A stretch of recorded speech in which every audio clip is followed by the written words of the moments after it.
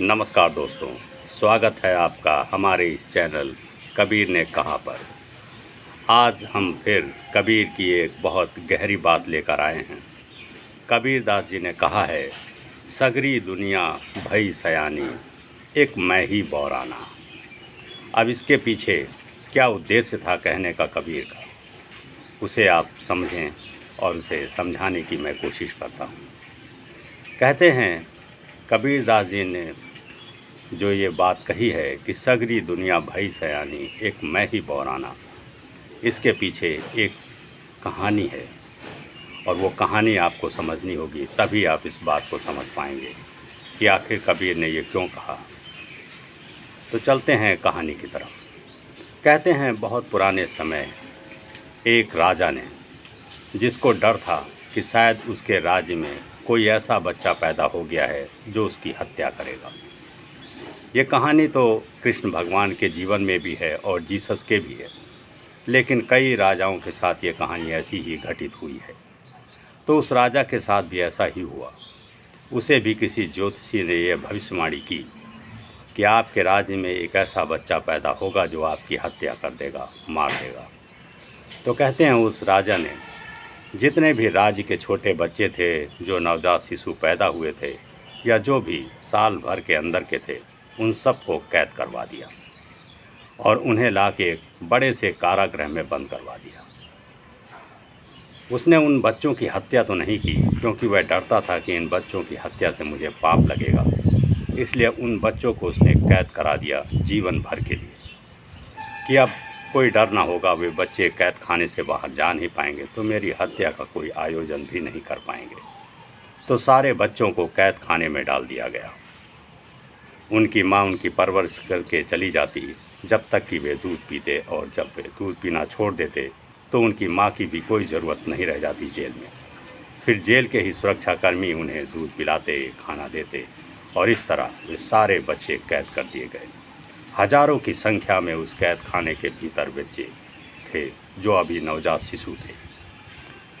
उनके हाथों में बड़ी पतली बेड़ियां डाल दी गईं, उन्हें जंजीरों से बांधा गया और उन सबको एक कैदी की भांति ही उस कारागृह में रखा गया। धीरे धीरे वे बच्चे कारागृह में बढ़ने लगे, बड़े होने लगे, और जब वे बड़े हुए, जब वे इतना समझदार हो गए कि अब वे जान सकते हैं, बोल सकते हैं, समझ सकते हैं, जैसे कि बाहरी दुनिया में सभी बच्चे पढ़ लिख के कोई ना कोई काम करते हैं, 20-25 वर्ष की आयु के अब वे सब बच्चे हो गए थे। लेकिन उन बच्चों ने अब उस कारागृह को ही अपनी एक दुनिया मान ली थी। उन्होंने बाहरी दुनिया कभी देखी नहीं थी। जब से होश संभाला वे इस कारागृह में ही थे, तो इसी को अपनी दुनिया समझ बैठे, और जो जंजीरें बेड़ियां उनके हाथों में थीं, वे उसे अपना आभूषण समझते थे। वे उसे रोज़ साफ़ करते, उसकी देखभाल करते, और उन्हें रगड़ रगड़ के घिस के साफ़ करते, उस पर नक्काशी बनाते, फूल और पत्तों के चित्र बनाते, उसमें अंकित करते। तो इस तरह उनकी जीवनचर्या चलती रही। फिर कहते हैं एक बार एक बच्चे ने किसी झरोखे से या कहीं किसी तरीके से बाहर की दुनिया का नज़ारा देख लिया था। शायद कारागृह की दीवार से कोई ऐसी बारीक छेद हुआ हो कि उसने वहाँ से देख लिया बाहर क्या है, कैसा है। वे बड़ा विस्मय से, आश्चर्य से भर गया कि ये बाहरी दुनिया कैसी है। यहाँ लोग तो बिना आभूषण के चलते हैं, और बाहर कितनी धूप है और कितनी हवा चल रही है, क्या है। अब वो समझ नहीं पा रहा है कि है क्या।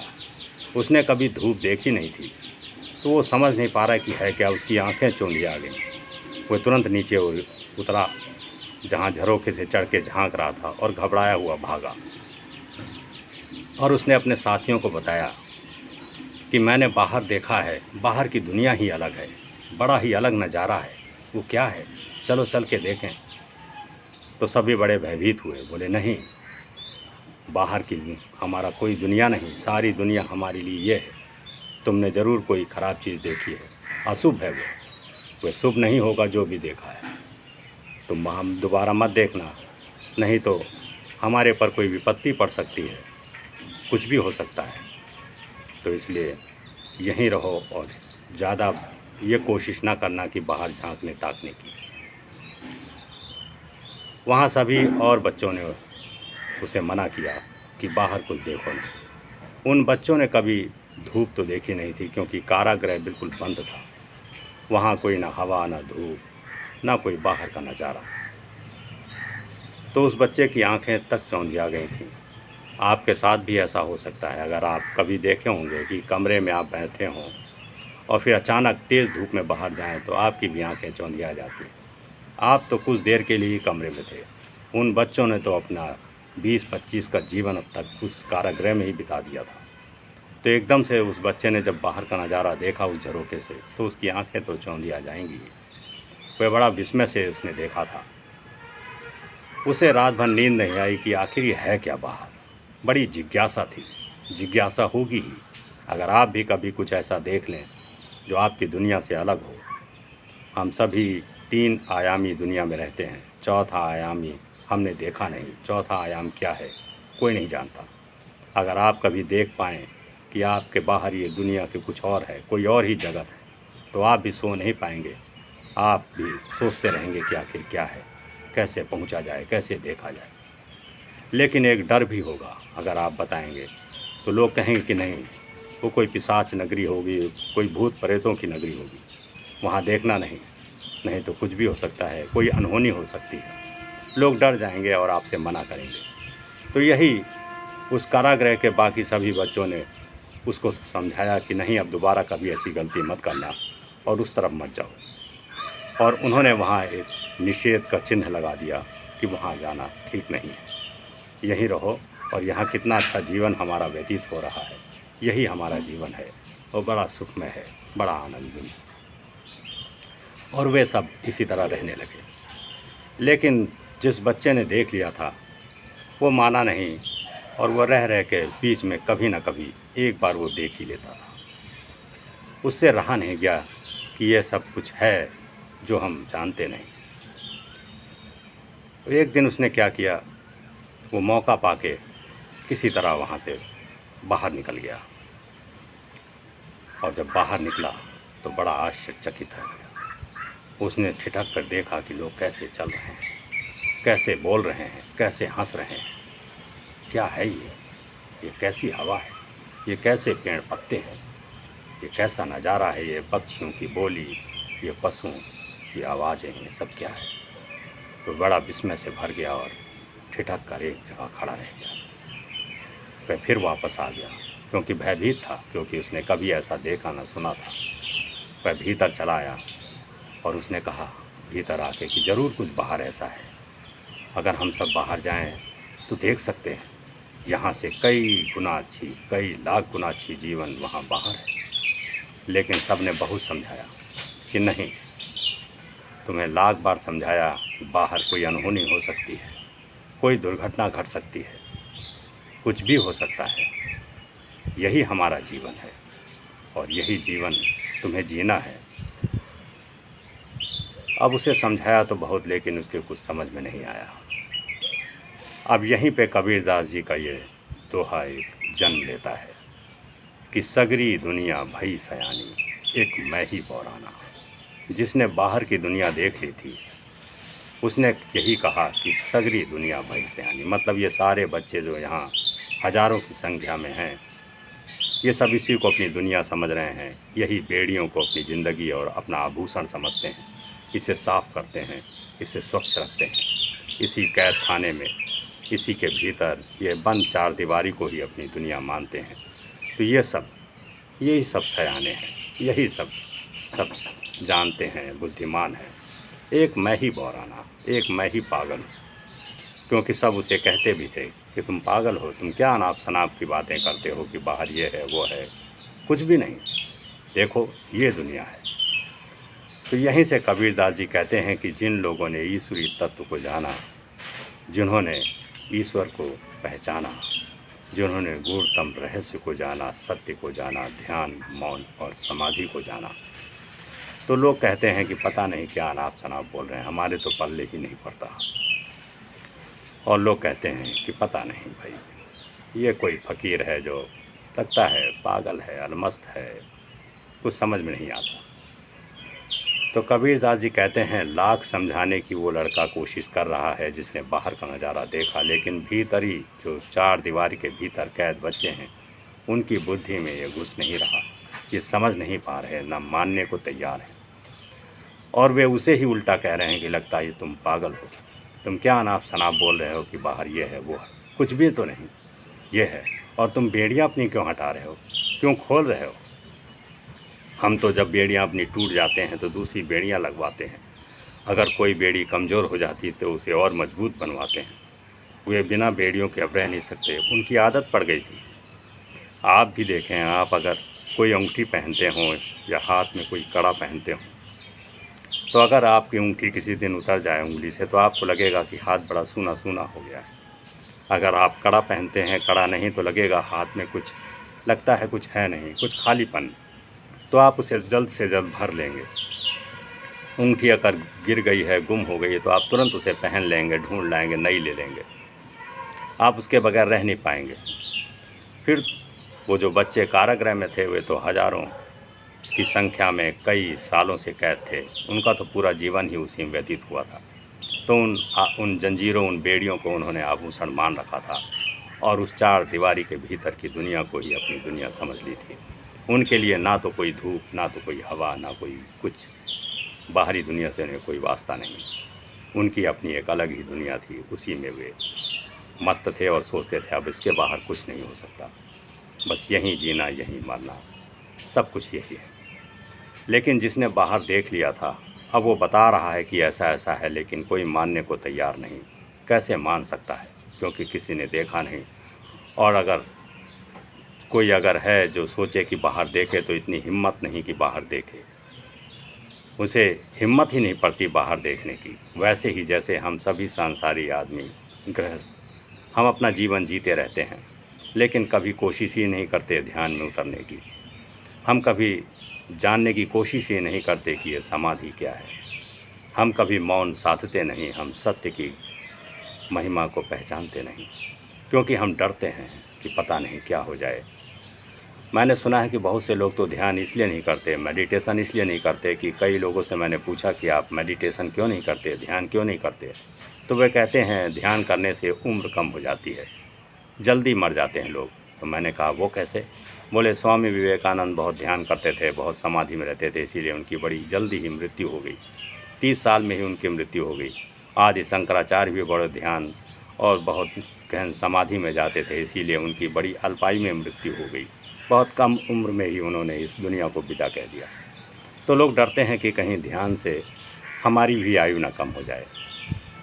ये बचपना है, क्योंकि वो बहुत भयभीत होते हैं ध्यान से, समाधि से, इन सब चीज़ों से वो डरते हैं कि क्या पता वैराग्य हो जाए, ये संसार छोड़ना पड़े, यही तो सब कुछ है, और इसे छोड़ना नहीं चाहते।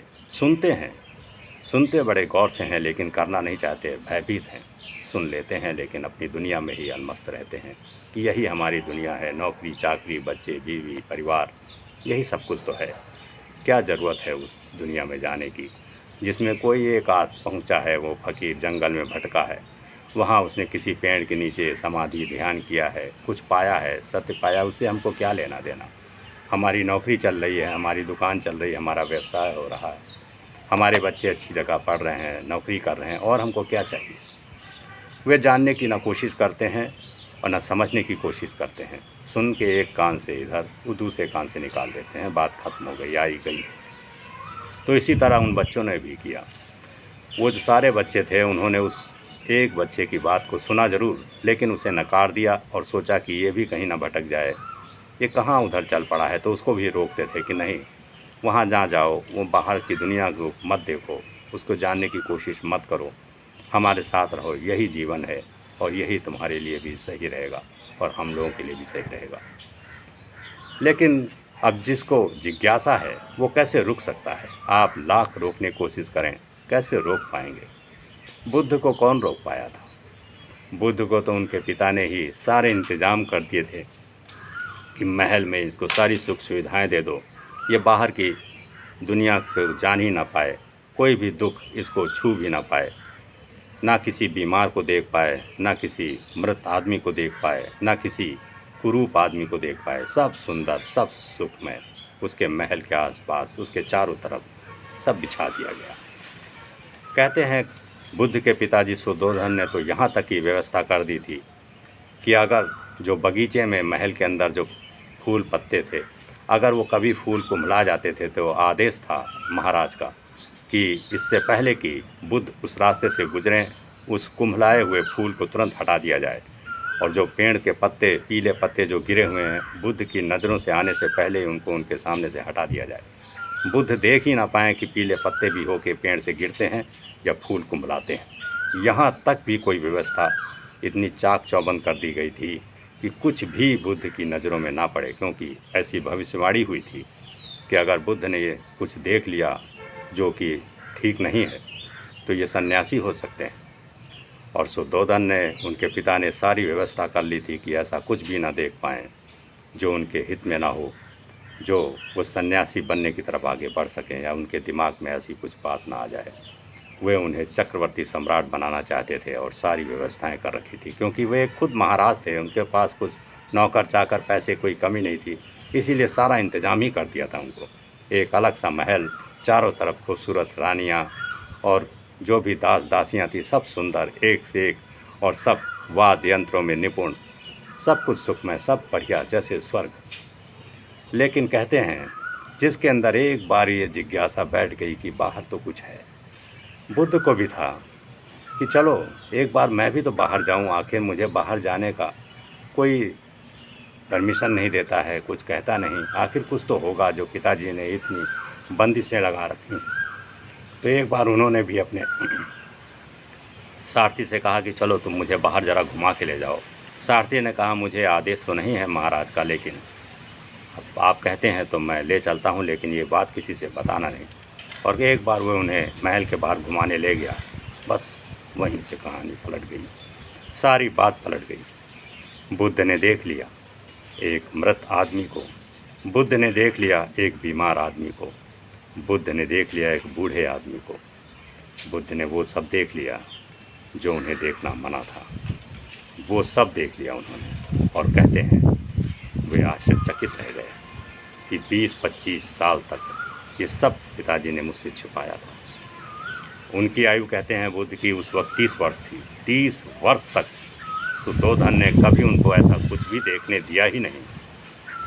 और वे शादीशुदा भी थे, उनका एक पुत्र राहुल भी था, लेकिन अब तक उन्होंने एक बूढ़े, एक बीमार आदमी को भी नहीं देखा था। सोचिए क्या व्यवस्था थी।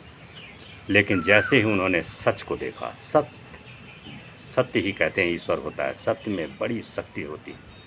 एक बार आप सत्य को देख लिए, आपका जीवन ही पलट के रख देता है, सब कुछ तहस नहस कर देता है। लाख करोड़ों झूठ हों और एक सत्य हो, सब उड़ा के रख देता है। तो बुद्ध ने जब सत्य देखा कि ये सब होता है, और जब उन्होंने अपने सारथी से पूछा कि ये क्या है, तो बोले ये तो बूढ़ा है। उन्होंने पूछा क्या है बूढ़ा, मैंने तो कभी देखा नहीं, ये बूढ़ा कैसे हो गया। सारथी ने कहा ये तो होना ही है, एक दिन सभी बूढ़े होंगे, आप भी होंगे, मैं भी होऊंगा। बस यही सत्य उनके हृदय में प्रवेश कर गया। अब वे ये जानने की कोशिश में लग गए कि इतना बड़ा झूठ मैं उसके भीतर जी रहा था और ये बाहर इतना बड़ा सत्य। बस इसी सत्य की खोज में वे महल छोड़कर बाहर चले गए। कोई भी नहीं रोक पाया उन्हें, ना उनके महाराज, कोई भी नहीं। वे अचानक ही एक दिन निकल गए महल से, अपने पुत्र और अपनी पत्नी को छोड़कर अचानक ही एक दिन महल छोड़ दिया और जंगल में जाके दर दर भटकने लगे और सत्य की खोज करने लगे, आखिर सत्य क्या है। कई वर्षों तक भटकने के बाद उन्हें ये बोध हुआ कि आखिर सत्य क्या है। तब जाके वे सिद्धार्थ से बुद्ध बने। यह घटना तो बुद्ध की थी, तो उसी तरह ये इधर सारे बच्चे कैद खाने में कैद हैं और एक बच्चे के अंदर जिज्ञासा है कि बाहर क्या है, और वह बाहर जाने के लिए तड़प रहा है। सारे अंदर के कैदी जितने बच्चे हैं वे सब रोक रहे हैं, लेकिन कब तक रोक पाएंगे। एक दिन मौका पाकर वे अपनी सारी बेड़ियां खोलकर निकल गया, बाहर चला गया। और सारे जितने कैदी बच्चे थे वे तो बड़े दुख में उसी समय बैठ गए कि बड़ा ख़राब हुआ, बड़ा अनिष्ट हुआ, बड़ा अशुभ हुआ। वो तो भाग गया, वो तो अब मारा जाएगा, अब उसका क्या होगा। उसके सारे आभूषण यहाँ पड़े हैं, अब वो कैसे जिएगा, बाहर कैसे रहेगा। बाहर कुछ भी तो नहीं, सब कुछ तो यहाँ है। सारा सुख यहाँ है, सारा आनंद यहाँ है। इस चार दीवारी के भीतर हमें खाना मिल जाता है, पानी मिल जाता है, और क्या चाहिए। ये बेड़ियाँ जो हैं, ये आभूषण, ये हमारे पास हैं, और हमको क्या चाहिए। ये बाहर क्या करेगा, कैसे रहेगा। हे भगवान, इसकी रक्षा करना। अब वे सब बड़े चिंतित हैं, लेकिन जो बाहर निकल गया उसने जाना फिर क्या है जीवन यहाँ का और क्या था जीवन वहाँ का। अब उसे बोध हुआ, लेकिन निकलने में जो हिम्मत चाहिए थी वो हिम्मत नहीं होती हम लोगों में। हम लोग भी छटपटाते हैं कि पता नहीं क्या है, यही जीवन चल रहा है, यही नौकरी चाकरी, यही दौड़ धूप, यही भागम भागी। हम भी चाहते हैं कि कहीं ऐसी जगह बैठें जहाँ हमको भी शांति, सुकून और आनंद मिले। हम भी चाहते हैं कि थोड़ा हमको भी वैसा ही आनंद मिले जैसे बुद्ध और महावीर को मिला था। हम भी चाहते हैं कि उन ऋषि मुनियों की तरह हम भी ज़रा कुटी में बैठें, ज़रा निश्चिंत होकर एक जगह भ्रमण करें, और ज़रा सब कुछ छोड़ के सारे जो है अवसाद, चिंताएं से मुक्त होकर एक जगह सुकून से बैठ सकें। लेकिन नहीं हो पाता हमारे अंदर, इसलिए नहीं हो पाता कि हमारे पास इतनी हिम्मत नहीं। हम नहीं छोड़ पाते। हम सोचते हैं छोड़ देंगे तो इधर क्या होगा, सारा काम छूट जाएगा, बच्चों का क्या होगा, उनकी परवरिश का क्या होगा, फिर उनकी शादी कौन करेगा, कौन पढ़ाएगा, कौन लिखाएगा, कौन कमाएगा, कौन घर बनवाएगा, कौन क्या देखेगा, कुछ समझ नहीं आता। इसीलिए वे अपने सुकून और अपने आनंद को, अपनी शांति को, अपने ध्यान को, अपने मौन को तिलांजलि देकर वे अपने वापस उसी संसार में खोए रहते हैं, और अंत तक, मृत्यु तक उसी में बैठे अपना जीवन बर्बाद करके नष्ट हो जाते हैं, मर जाते हैं, ख़त्म हो जाते हैं। कबीर दास जी ने तो कहा है कि यह जीवन हमारा अनमोल है, सिर्फ एक बार मिला है, और इसको ही हम लोग नष्ट कर देते हैं। इसलिए क्योंकि हमारे पास हिम्मत नहीं। हम जानते हैं कि ये जो जीवन है और वो जो जीवन, उसमें कितना बड़ा भेद है, कितना बड़ा अंतर है। हम समझ पाते हैं, लेकिन हमारे अंदर हिम्मत नहीं, हम हिम्मत नहीं जुटा पाते कि उस तरफ जा पाएँ। हमारे अंदर हिम्मत नहीं होती। किसी विरले के अंदर इतनी हिम्मत होती है कि वो जा पाए उस तरफ जिस तरफ हम नहीं जानते, अनजाना रास्ता। एक जानी पहचानी पगडंडी रास्ते पर सभी चल पड़ते हैं कि ये रास्ता फला जगह जाता है, चलो इसी रास्ते पे चला जाए। कोई एक होता है जो नया रास्ता ढूंढता है कि शायद ये कोई शॉर्टकट होगा। कोई एक आदमी शॉर्टकट बनाता है, रास्ता बनाता है कि ये वहाँ तक जाने का रास्ता है। तो ऐसे बहुत कम लोग होते हैं। बाकी 99% तो ऐसे होते हैं कि वे एक लकीर, एक जो बनी हुई रास्ता है उसी पे चलने के आदी होते हैं। बस चलो, कोई ख़तरा नहीं, ये वहाँ तक पहुँचता है, बस चला जाए, और वे चल पड़ते हैं। इतनी हिम्मत कौन जुटाए कि कोई नया रास्ता खोजे। हो सकता है आगे कोई पहाड़ हो, कोई जंगली जानवर हो, कोई रास्ता बंद हो, कैसे रास्ता बनाएं। कोई एक ही होता है दशरथ मांझी जो रास्ता बनाता है पहाड़ काट कर। बाकी सब तो चाहते हैं कि किसी तरह बिता दे ज़िंदगी, ऐसे ही बीत जाएगी, चलो। तो उसी तरह जो ये कारागृह के सारे बच्चे हैं, बाकी सब तो उसी कारागृह में मग्न हैं, लेकिन कोई हिम्मत करता है एक बाहर निकलने की, बाहर देखने की।